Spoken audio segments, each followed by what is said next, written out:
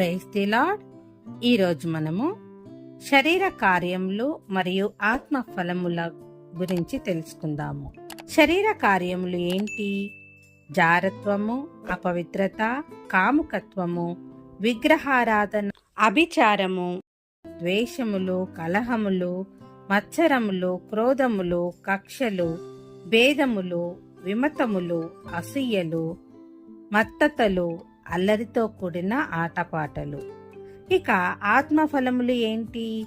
ప్రేమ, సంతోషం, సమాధానం, దీర్ఘశాంతం, దయాళుత్వం, మంచితనం, విశ్వాసం, సాత్వికం, ఆశా నిగ్రహం.